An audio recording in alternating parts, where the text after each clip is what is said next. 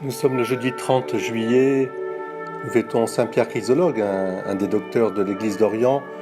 Et c'est merveilleux aussi de voir dans l'Évangile de nouveau les paraboles du royaume.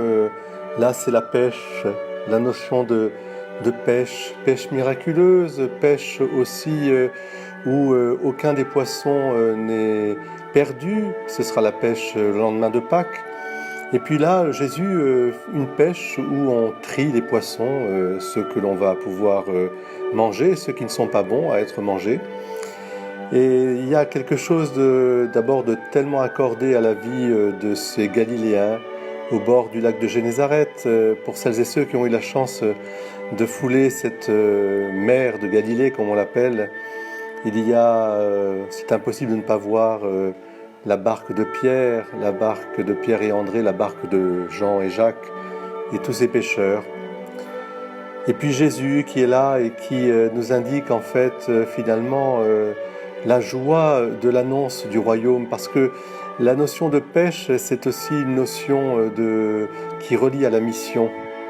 Jésus est passionné par sa mission, envoyé par le Père pour, je dirais, annoncer cette pêche miraculeuse que Dieu a toujours voulu, accorder l'univers entier et les hommes dans une même symphonie, une seule mission finalement.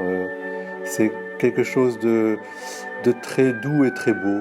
Évidemment, cela demande aussi de discerner ce qui est le bien et le mal, et savoir rejeter le mal avec, je dirais, force et courage. Et il en faut de la force et du courage pour dire non aussi à ce mal.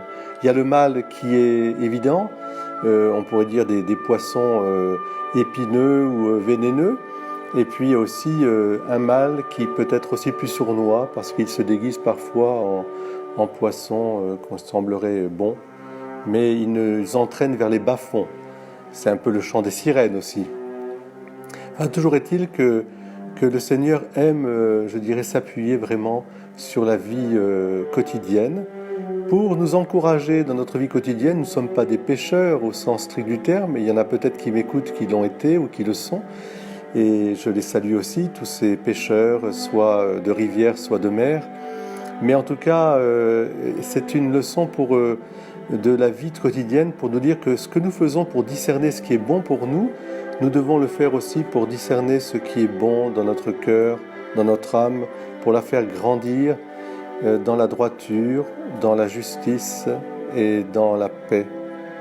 Et bien que ce choix du bien détermine en nous vraiment notre vie. Je ferai de vous des pêcheurs d'hommes. Que le Seigneur nous fasse cette grâce de conduire nos proches, nos amis, vers lui, de lui amener. Et cette grâce aussi peut-être d'aller aux périphéries, comme dit le pape François, pour chercher justement toutes ces personnes qui ont tant et soif de cette bonté et de ce salut et de cette vérité, de cette vie éternelle. Alors à vous tous, bonne pêche, séparons le bon du mauvais, et puis surtout appuyons-nous sur cette grâce de Dieu qui rend même bon ce qui était mauvais au départ, car Dieu seul peut tirer d'un mal un plus grand bien. Ne nous décourageons jamais, et Dieu prend toujours soin de ceux qu'il aime. Bonne journée à tous.